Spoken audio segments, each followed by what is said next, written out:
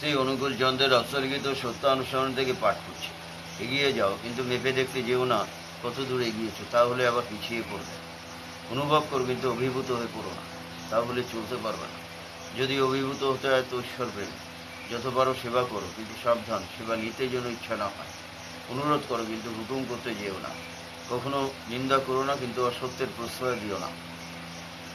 ধীর হও, তাই বলে আলসে দীর্ঘসূত্রী হয়ে পড়ো না। ক্ষিপ্র হও, কিন্তু অধীর হয়ে বিরক্তিকে ডেকে এনে সব নষ্ট করে ফেলো না।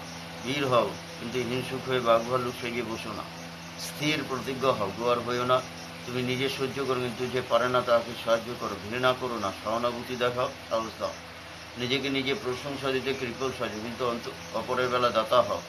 যার উপর ক্রুদ্ধ হয়েছ, আগে তাকে আলিঙ্গন করো, নিজ বাড়িতে ভোজনের নিমন্ত্রণ করো, ডালা পাঠাও, এবং হৃদয় খুলে বাক্যালাপ না করা পর্যন্ত অনুতাপের সহিত তার মঙ্গলের জন্য পরম পিতার কাছে প্রার্থনা করো। কেননা বিদ্বেষ এলেই ক্রমে তুমি সংকীর্ণ হয়ে পড়বে, আর সংকীর্ণতাই পাপ।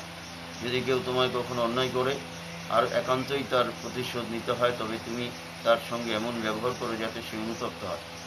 এমনতর প্রতিশোধ আর নেই। অনুতাপ তুষানাল, তাতে উভয়ের মঙ্গল। বন্ধুত্ব খারিজ করো না, তাহলে শাস্তিতে সমবেদনা বা সান্ত্বনা পাবে না। তোমার বন্ধু যদি অসৎ হয় তাকে ত্যাগ করো না, বরং প্রয়োজন হলে তার সঙ্গ বন্ধ করো, কিন্তু অন্তরে